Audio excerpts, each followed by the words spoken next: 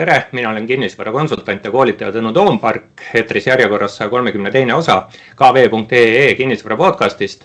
Ja tänane külaline on Kristi Tjoomin. Kristi on Elum kinnisvara juhatuse liige ja omanik. Tere, Kristi! Tere! Nii, Makleri büroo juht on meil külas virtuaalstuudios, ehk siis Makleri büroodest räägime nende elust olust, aga ennem kui asja juurde läheme, Kristi, äkki paari sõnaga räägid enda taustast, mis su taust kinnisvara valdkonnas on ja mis on Elum kinnisvara? Ja, et nagu juba öeldud, nimi on mul Kristi ja kinnisvaras ma olen tänaseks olnud juba üle 11 aasta. Ja siis viimased 6 aastat ma olen siis omanud Elum kinnisvara, et me kasvasime välja Uusmaa Centrali frantsiisist. Ja lisaks siis sellele, et me oleme keskendunud Eesti turule, me natukene tegutseme ka Hispaania suunal Costa del Solis. Et Hispaanias meil nagu bürood ei ole, aga me ikkagi Eesti kliente seal abistame. Ja Eestis ikkagi on Elum täna butiiktüüpi kinnisvarabüroo, et me oleme võtnud fookusesse elamispinnad, kuna me kõik oleme tegutsevad maaklerid just elukondlikus valdkonnas ja keskmiselt meie maaklerite tööstaaž kinnisvaras on seal üle 5 aasta. Et oleme kõik staažikad tegijad ja põhimõtteliselt siis rohkem on majad, korterid, maatükid ja pigem Tallinn, Harjumaa on siis meie nii-öelda pärusmaa, kus me siis tegutseme. Ja tänaseks meid kokku on 8 aktiivset maaklerit. Meil on väga tugev turundustiim ja ka administratiivne tugi on meil täiesti olemas personaliturundusjuhi näole. No nii, selle sissejuhatuse juurest liigume siis asja juurde ja ma siin, see vist oli, ei mäletagi enam väga ammu, novembris või detsembris podcastis siin alustasin sellist sarja, et vaatame 25 aastasse, siis 26 aastasse edasi, et läheks sama reega, sõidaks edasi, siin vastlapäeval me saadet salvestame. Et vaataks sellist viimast aastat kõigepealt ja ikka mulle meeldib kuidagi ära raamistada, nagu, et mis keskkonnas me tegutseme või siis pigem tegutsesime minevikus. Et kuidas sina hindad, et kas 25 aasta majanduskeskkond pigem soosis elamispindade turgu, eks Elum kinnisvara vaatest või takistas, et kuidas oli? No ma julgeks öelda, et 2025 ei olnud kõige lihtsam aasta, et on meil olnud ilusamaid buumiaastaid kinnisvaraturul, aga see oli ikkagi kokkuvõttes oli hea aasta, et aasta lõpetasime ilusate numbritega, aga pigem selline, ma ütleks, et oli selline stabiliseerumise aasta, et koroonad ja sõjad, et selline suurem hirm ja paanika on nagu möödunud, aga inimesed on ikkagi veel ettevaatlikud ja seda on nagu turul ikkagi tugevalt tunda.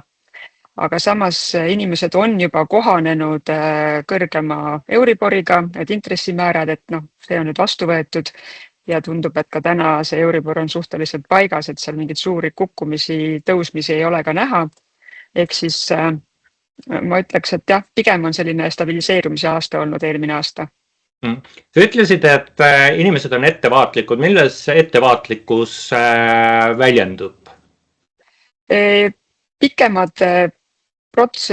Pikemalt otsustatakse, et inimesed tulevad vaatama kortereid, maju, mõtlevad, käivad võib-olla 2-3 korda vaatamas, tulevad võib-olla 3 kuu pärast uuesti ringiga tagasi, et ei tehta emotsiooni otsuseid ja kiireid otsuseid täna ja ka eelmisel aastal ei tehta. Et see on selline ettevaatlikkuse koht ja pigem ikkagi väga hinnatakse ka oma võimalusi, et ei võeta laenu viimase piirini, et ma nüüd otsaga kokku tulen, et ikkagi vaadatakse väga, väga täpselt üle, et mis mu võimalused on ja kuhu ja mida ma ostan.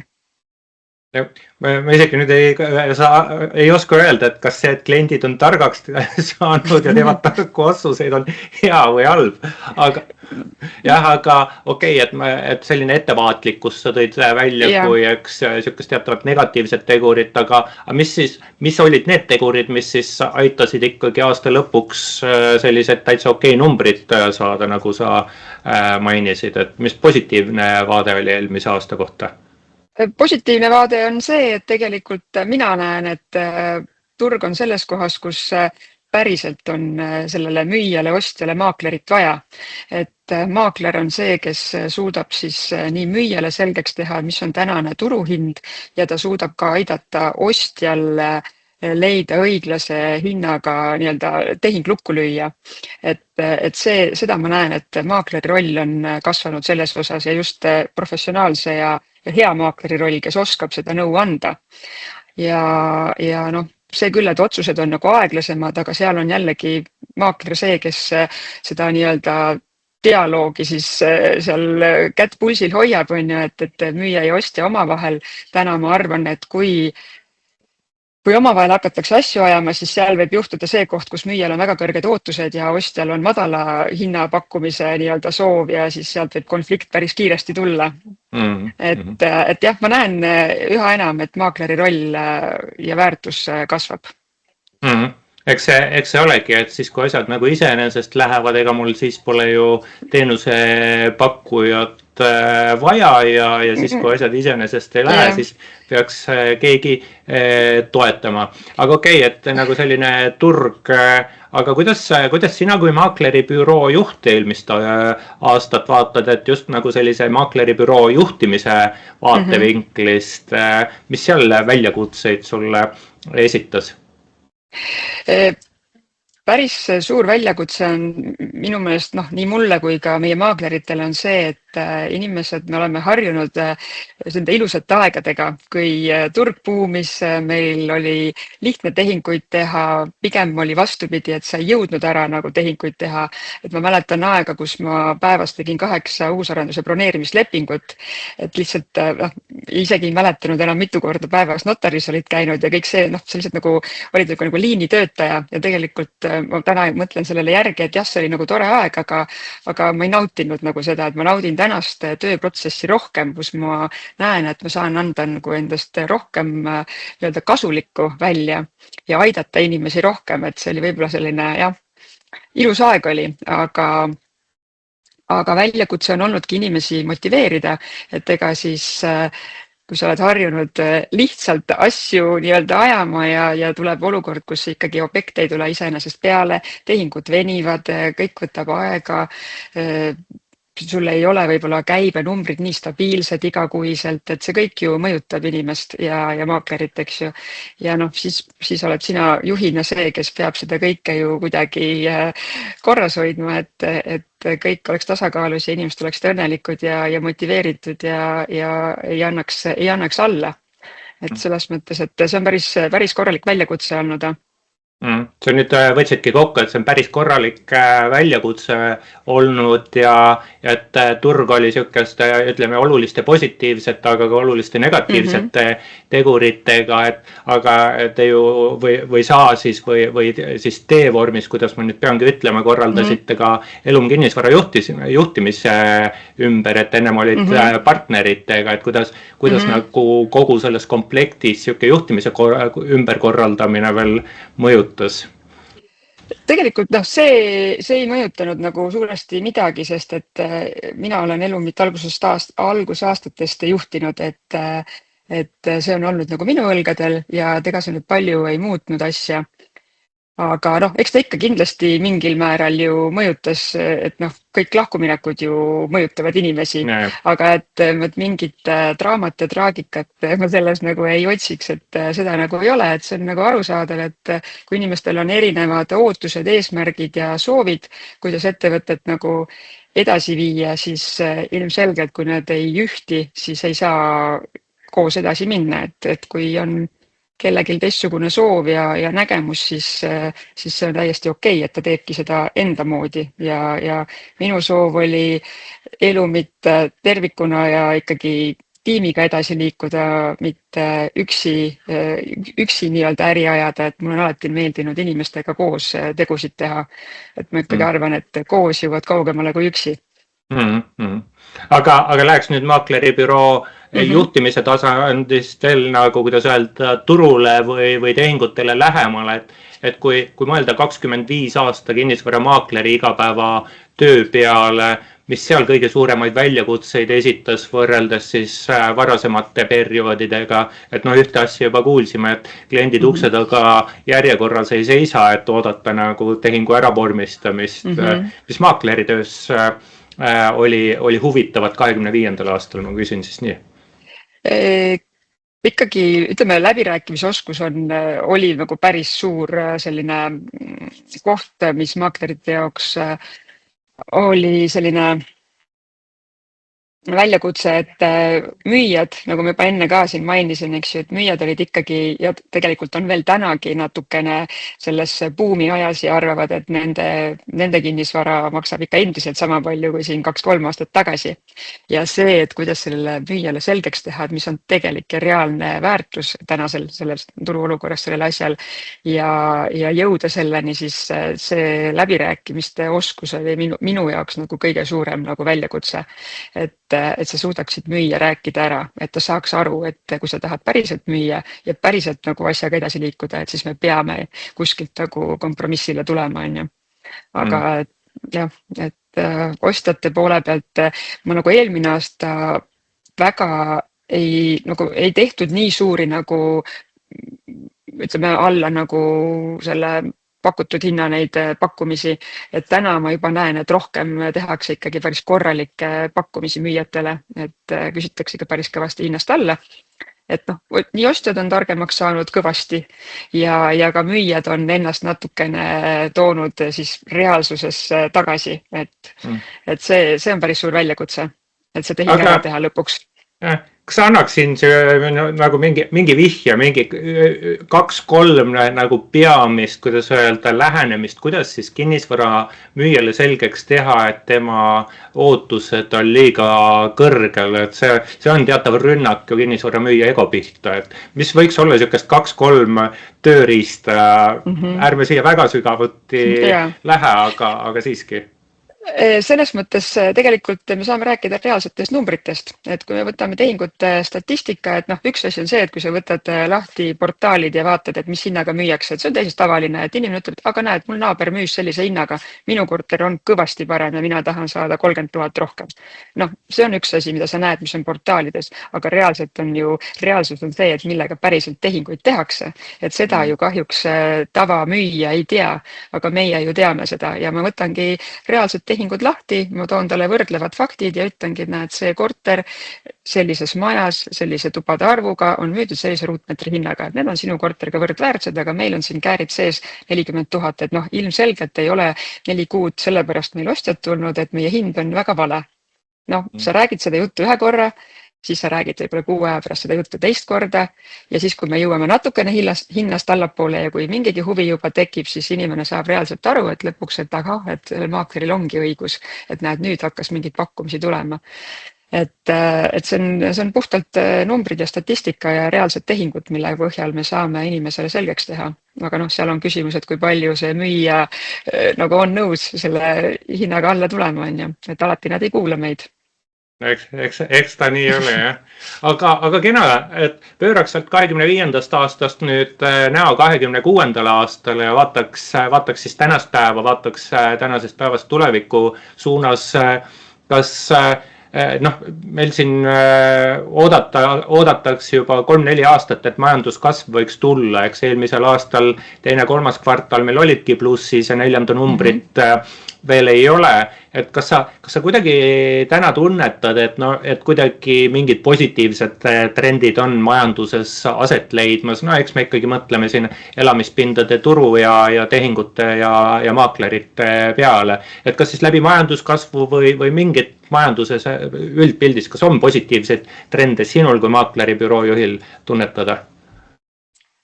Ma ei tea selles mõttes, et kõige positiivsem see, kui ajakirjandusest ei räägita negatiivseid uudiseid sõja teemal ja kui Euribor ei kasva, on ju, et nii kui Euribor tõuseb ja sõda läheb jälle selliseks aktuaalseks, siis on kohe tunda, kuidas kinnisvaras tekib vaikus ja inimesed on äraootaval seisukohal. Kui sellist negatiivset fooni ajakirjandusest ei tule, siis on kõik hästi.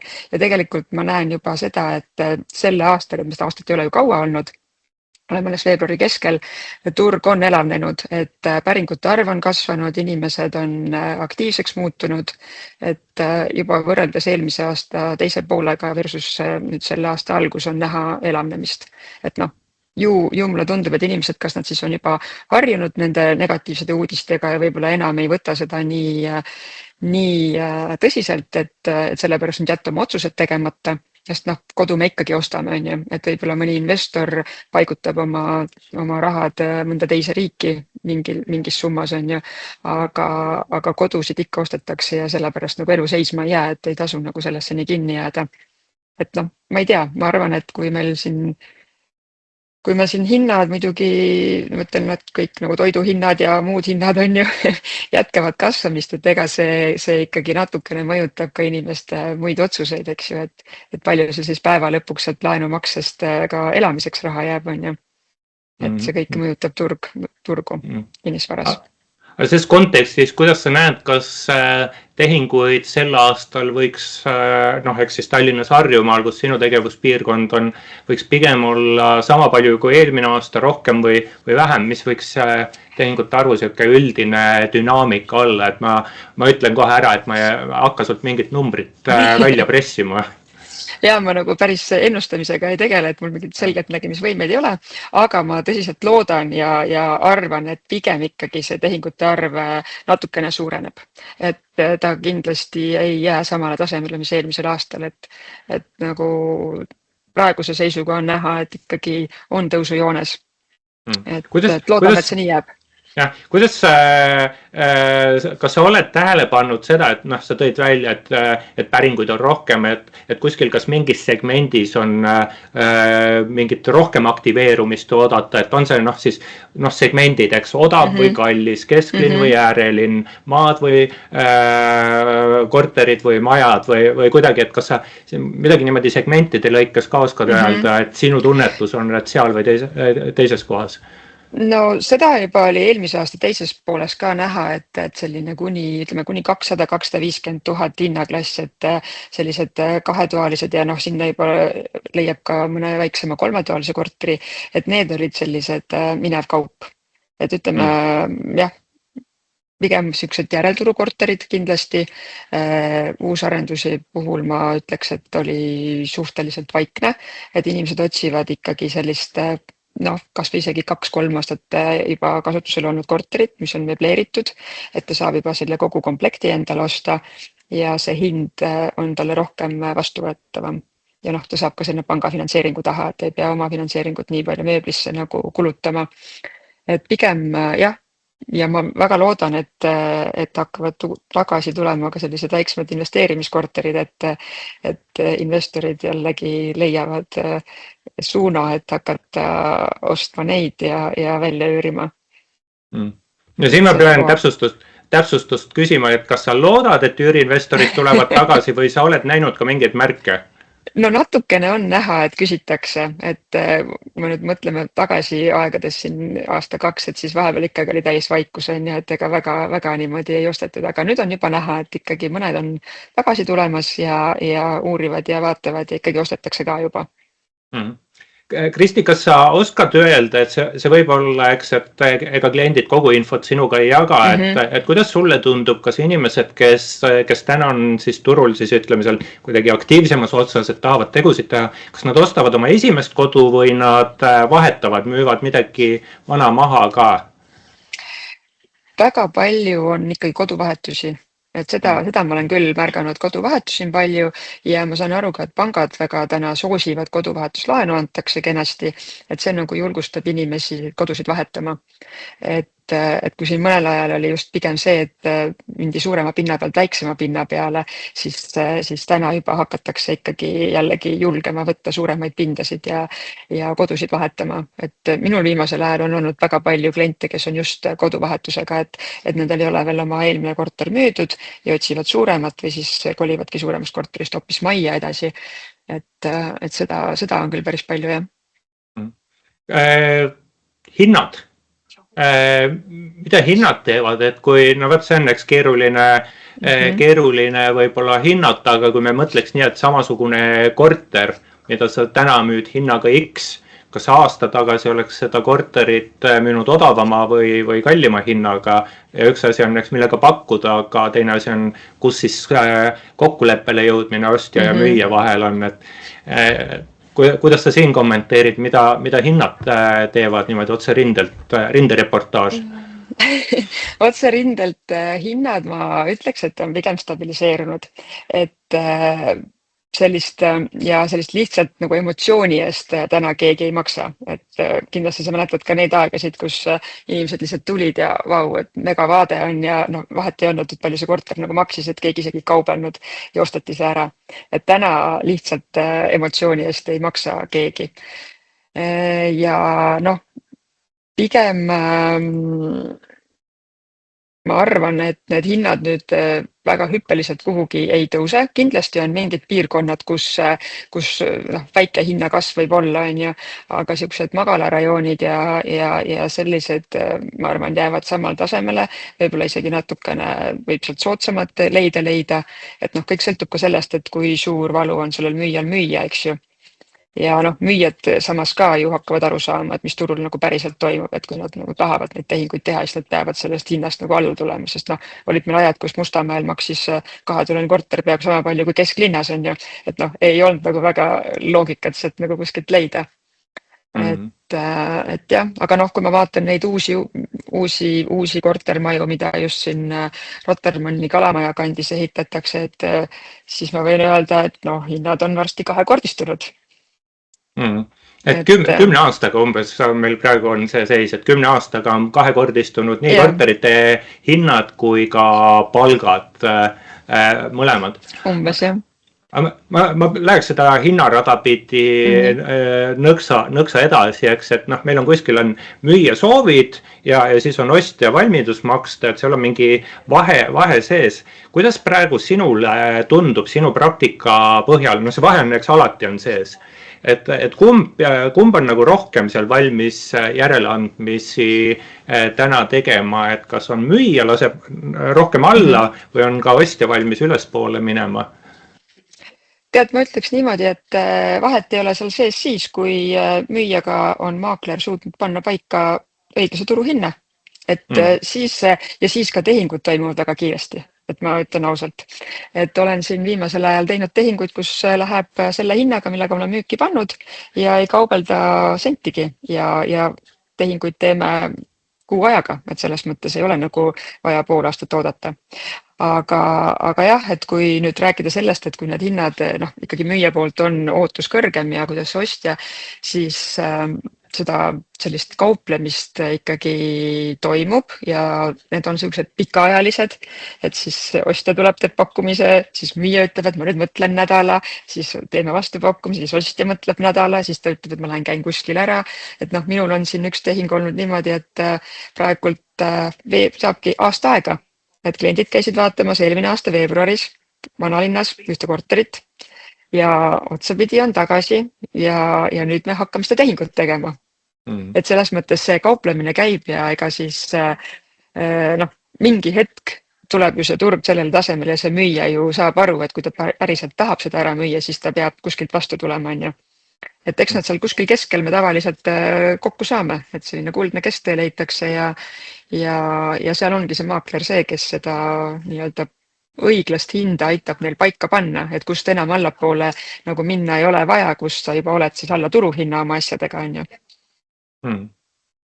Kristi läks üürituru juurde, et sa korraks mainisid, et keegi võib-olla Areldi on küsinud ka, et kas on üüriinvesteeringuks sobivaid objekte, aga aga üüripakkumine, et need, kellel juba mingid korterid on olemas, kas nad on püsivalt üürileandjad või nad näiteks mõtlevad ka selle peale, et oma üürikortereid ära müüa äkki?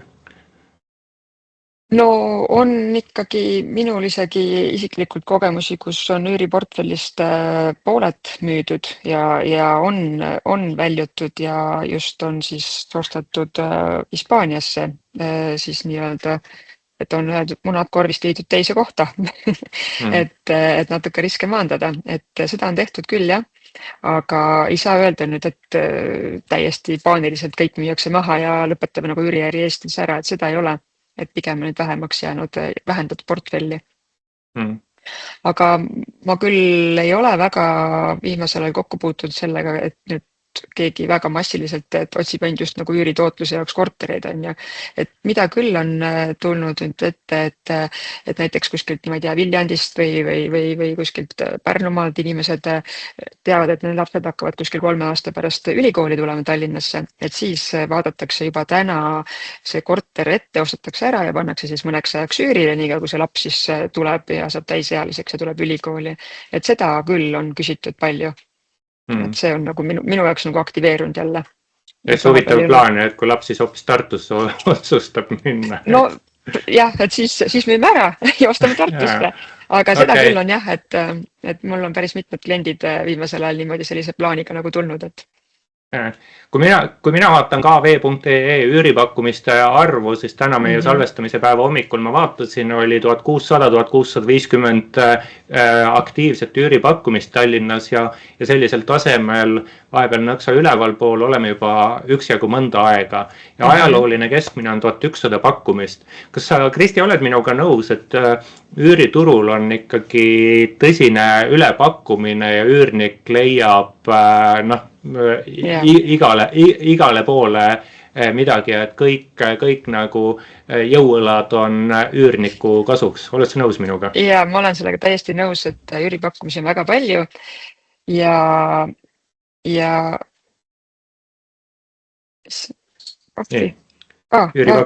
mul tuli telefonikõne sisse, vabandust, ja siis ma vajutasin ja mul kadus kõik ära. Vabandust, ma panin nii, me kuuleme, paneme siit edasi.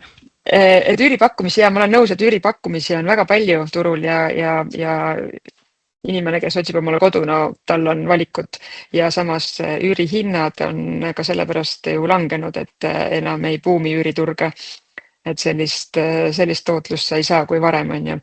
Ja valikut on palju ja sa peadki eristuma sellest massist, sest et kui su korter on selline keskpärane, siis suure tõenäosusega on sul raske sinna üürnikku leida, et täna peab ikkagi üürileandja pingutama, et saada turule vastavat siis hinda ja leida sinna ka hea üürnik sisse.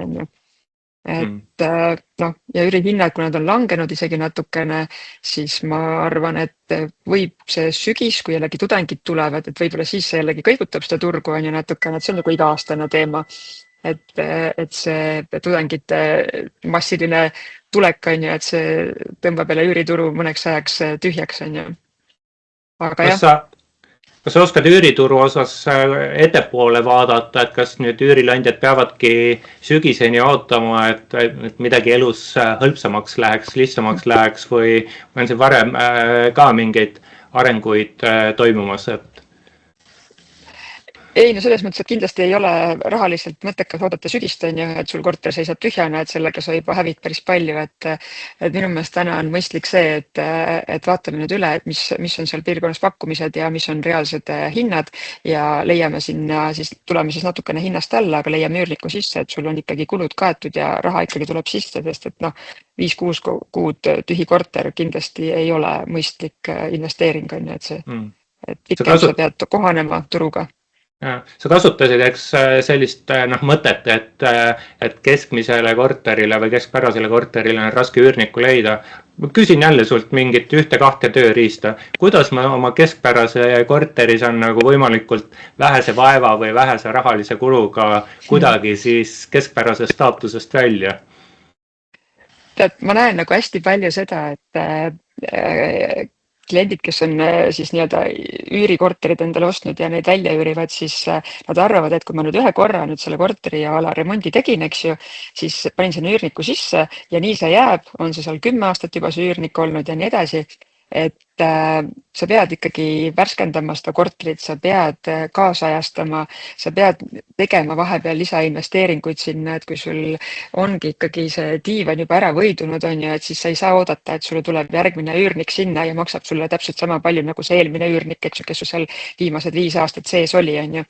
Et sul on vaja teha väikseid investeeringuid ja teine asi on, mida ma veel näen, on see, et tuleb luua selline hubane kodune tunne sinna korterisse, et need korterid lähevad, mida sa ehitad justkui koduks.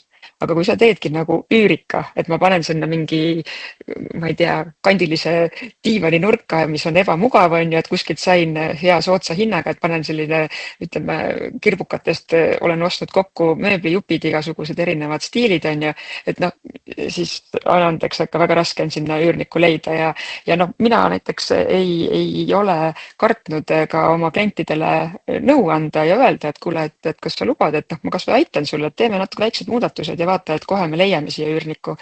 Et see on täiesti, noh, aga inimene peaks seda oskama, et selleks ongi tal nõuandjad, on ju, ja selleks olemegi meie maaklerid, et pakume täisteenust. Väga hea nõuanne, ma arvan. Liiguks siit maakleribüroo nii-öelda tasemele, et mis sa arvad, mis sinul kui maakleribüroo juhil, Kristi, 26. aastal nüüd siit ette vaadates niisugused kõige tähtsamad rõhud on, noh, eks siis mõtleks selles kontekstis, et võrreldes eelmise aastaga, milliseid muutuseid sina maakleribüroo juhina pead tegema? Mina täna näen, et kui me nagu alustasime Elumiga, eks ju, siis Elum ei ole ju mingi tuntud bränd, on ju täiesti tänaseks küll 6 aastat turul olnud, aga ikkagi paljud inimesed ei tea, et mis asi on Elum, et nad küll teavad võib-olla mind ja meie maaklerid, et kus me oleme, kes me oleme, on ju, aga brändi tugevdamine on minu jaoks sellel aastal selline üks märksõna, et sellega tuleb palju tegeleda ja maaklerite sellist professionaalsust tuleb suurendada. Et meie, nagu ma enne ütlesin ka, et meil ei ole soov ja pole ka kunagi olnud eesmärk hakata massibürooks. Et minu unistus on alati olnud, et meil on niisugune mõnus butiikbüroo, kus meil on väike punt inimesi, kes on kõik omavahel toredasti läbi saavad, on ju, aga see peavad olema professionaalsed ja me peame pakkuma kvaliteetset teenust, et meil on aega inimestega tegeleda ja me ei tee sellist massitööd, et iga klient on meie jaoks nagu oluline ja me hoiame seda fookust ja me tegeleme oma nii-öelda kliendibaasiga, et tegelikult su parimad soovitajad ja su kogu töö tuleb sinu olemasolevate klientide nagu läbi. Et ei pea otsima kuskil tavakasutaja kõnesid tegema, et kuule, anna mulle oma korter müüki, on ju, et tegelikult seda ei pea tugev maakler tegema, et kui sa oskad kontakte luua ja oskad oma kontakte hoida ja neid ära kasutada, siis ei ole küll täna minu juurde, kui keegi tuleb meie maaklerist sellise jutuga, siis ma ütlen, et kuule, vaata nüüd peeglisse ja hakka nüüd tegutsema oma kontaktidega, et tegelikult tööd on ja inimesed müüa tahavad, on ju. Et see on päris selline väljakutse, et inimestega töötamine ja brändi tugevdamine, ma ütleks, ja selline fookuse hoidmine, et eks see kipub ikka, vaata, või sul on eesmärgid, aga vahest need kipuvad ikkagi nagu natukene kalduma kõrvale, eks ju. Et ja noh, muidugi tuleb kaasaegsete süsteemidega kaasa minna, et AI, igasugused automatiseerimised, kuidas oma tööd kergemaks teha, et see on selline 2026, ma arvan, väljakutse meie jaoks. Mida sa teed AI-ga ja kus sa plaanid seda veel kasutada siis veel rohkem või veel efektiivsemalt? No meie oleme täna väga palju just nagu turunduse poole pealt AI-d kasutanud, eks ju, ja noh. Mis see tähendab, ma küsin, et turunduse poole pealt, kas see mingi teksti tootmine või mingi piltidega? Pigem teksti tootmine, et meie nagu pilte ei muuda ja selliseid asju me ei tee, eks ju. Aga sa saad ju AI-ga väga palju ka ennast koolitada. AI-ga võid ju hommikust õhtuni vestelda ja arutada, kuidas nagu üldse asju ajada ja mida teha ja kuidas, ma ei tea, oma eesmärke täita ja nii edasi, et tegelikult, et ta on päris hea abimees, aga muidugi ei tohi nagu ainult nüüd sellesse maailma ka sisse nagu sukelduda ja muud nagu unustada, sest noh, see hakkab juba lõpuks siis ka väljapoole paistma, eks ju. Et noh, minu meelest väga hästi on näha, et kui on kuulutuse tekstid tehtud ai-ga ja kui see maakler ei ole seda teksti nagu ise üle vaadanud, et noh, see on nagu kohe näha, et ei ole ise mõelnud või noh, mõni kirjutab emailile vastuse ai-ga, siis sellest saab ka ju kohe aru, et sa saad seda kasutada, aga sa ei saa üks-ühele seda kõike teha, on ju. Et ta peab olema niisugune abimees sulle. Et igasuguseid läbirääkimisoskusi, mis iganes analüüse tegelikult saab teha, aga ai-d ei saa ka 100% muidugi usaldada, et tuleb ikka kontrollida ka teda vahepeal. Aga ta on abimeheks, jah. No ja teine küsimus, sa ütlesid, et maakleri büroo juhtimise vaatest, et mingi protsesside optimeerimine ja et mida sa plaanid optimeerida, mis asju ja kuidas, mis vahendeid kasutades, ma arvan, see on üsna praktiline teema.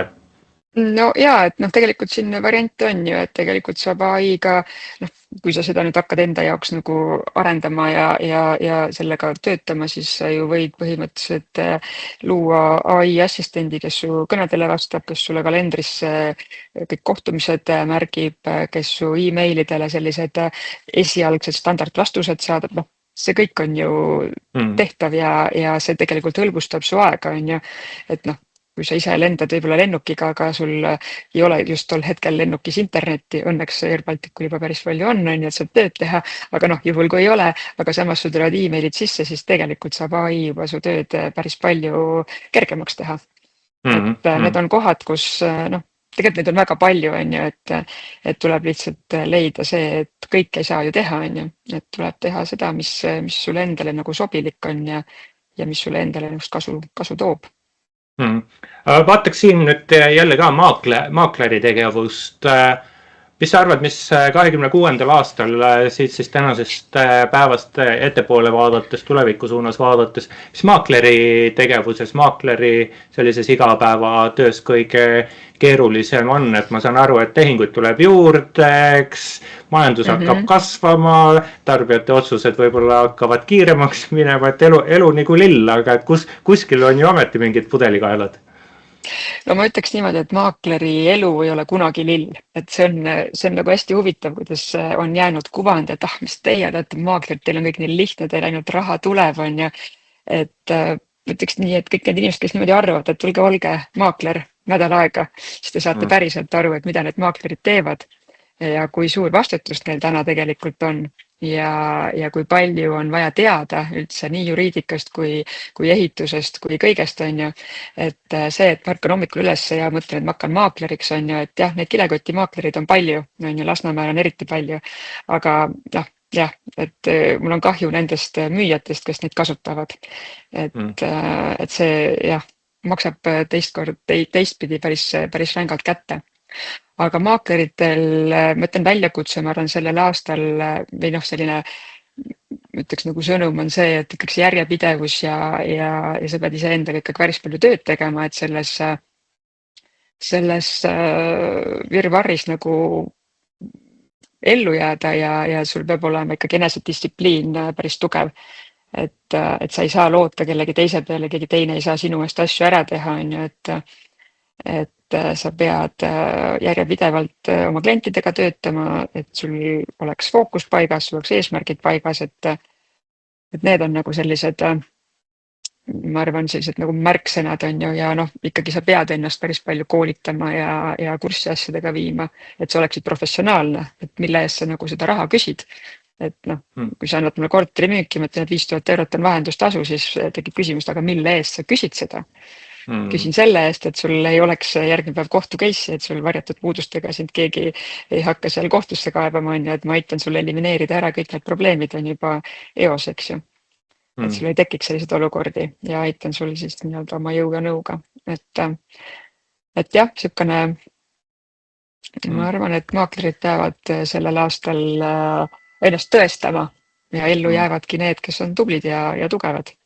Eks võib-olla, et siit nagu küsimuse võrra tagasi põrgates, et ka selline oma tööprotsesside korraldamine, optimeerimine, Ja, efektiivistamine, et see on ka kindlasti oluline teema, mis aitab siis olla kõigepealt ellujääjate seas ja seejärel siis alles ja, nende vahelt valitakse, keda edukaks nimetame jah, ja keda mitte. et ma nagu ütlen ausalt, et see, et kui keegi sotsiaalmeedias maaklerina räägib, et oi, et ma tegin nagu nii palju käivet ja ma olen nagu nii kõva tegija, on ju, et siis seda edu ei mõõda ainult käibes, et see käive on nagu selline teisejärguline sealjuures, et aga kuidas veel siis mõõdame maakleri edukust? no selles mõttes maakleri edukus on see, et kui head tagasisidet ta saab, see on minu jaoks on see üks väga oluline asi, et meie näiteks oma maaklerite edukust mõõda, see on üks väga suur osa meie maaklerite juures, et me mõõdame seda, küsime kliendi tagasisidesid ja kui sealt, ütlen ausalt, ei ole tulnud, ma ei mäleta, päriselt ei mäleta aastaid, et oleks midagi keegi nagu mitte rahul olnud. Et alati saab paremini, aga need tagasiside nagu nii-öelda need numbrid on väga head, et me seda mõõdame ja mina ütlen, et ausalt, see on väga oluline. Hmm. Et kui sa nendes asjades nagu oled tubli, siis see käive tuleb sinna järgi nagunii, on ju. Kuule, ma olen sult, Kristi, siukseid tööriist juba küsinud, et kui ma küsin nüüd, et kuskil mingid sellised kõige madalamal rippuvad viljad, et mis on, mis maakleril aitaks siis sammuda nii-öelda edu suunas, et sa tead, et no seda peaks kindlasti tegema, aga samas sa tead, et seda väga sageli ei tehta just maakleri töös. Et oskad sa siin mingi nõu anda? Kuulge, maaklerid, ärge nüüd unustage seda väga elementaarset asja ära.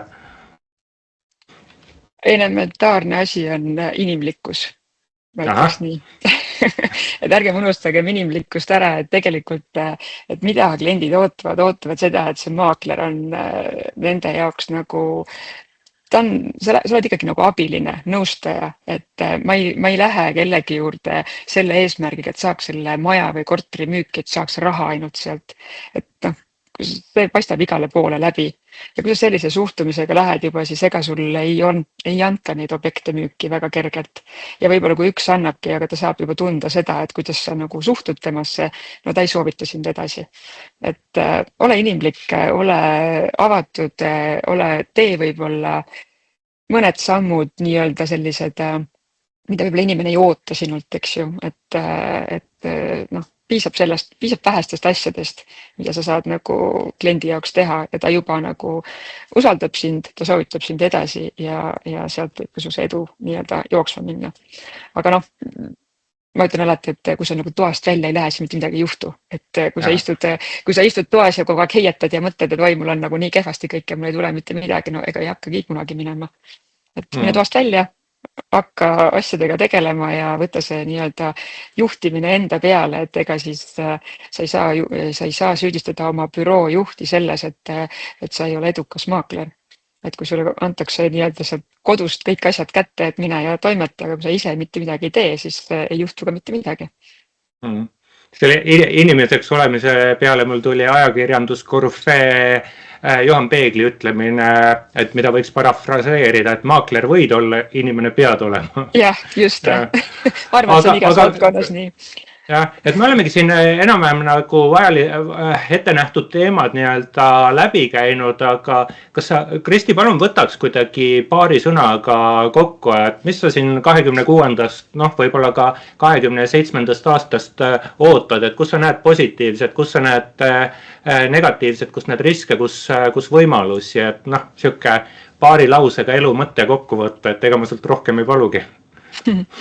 Elu mõte paari lausega, et ma ütleks nii, et ehk iga päev üks tegevus, mis ei anna täna tulemust, aga ta võib-olla annab sulle poole aasta pärast tulemuse, on ju, ja tehke seda järjepidevalt ja ärge juhtige numbritega, vaid nüüd läks sassi.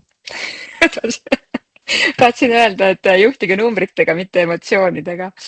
Et kui sa ikkagi selles mõttes, et pane eesmärgid paika, et hästi oluline on see, et kui sul on numbrid paigas, siis jäta need emotsioonid sealt vahelt ära ja jälgi seda. Ja kui sul numbrid on paigas, siis tulevad tulemused sinna järgi. Et minu meelest, kui sul nagu eesmärk ei ole, siis see on täiesti mõttetu tegevus on ju. Et sul ei olegi kuhugi siis nagu pürgida. Et oled aasta lõpus täpselt samas kohas, kus aasta alguses. On ju. Ja inimene tuleb ka, eks olla. Ja inimene tuleb olla, et selles mõttes, et ega siis jah. Ja muidugi müüjatele ütleks, et olge realistlikud ja kuulake, mis maaklerid räägivad, et maaklerid on teie abimehed, mitte ei taha teile halba. Nii on. Väga kena. Kristi, ma väga tänan kõiki kuulajaid, vaatajaid ka. 132. osa kv.ee kinnisvara podcastist oli eetris Kristi Tjomin, kes on Elum kinnisvara juhatuse liige ja omanik, aitas meil siin vaadata siis nii kinnisvaraturule, maakleribüroode köögipoolele kui siis maaklerite tegevustesse. Siis mina olen kinnisvarakonsultant ja koolitaja Tõnu Toompark ja enne kui head aega lõplikult ütlen, siis kui teil head kuulajad, vaatajaid on mõtteid, keda võiks saatesse kutsuda kinnisvara teemadel rääkima, siis andke teada kas meiliaadressile klienditugi@kv.ee või võite ka mulle otse teada anda, minu kontaktid on leitavad ja ega midagi. Soovin siis kena talve jätku ja kohtume järgmistes kv.ee kinnisvara podcastides. Järgmise korrani.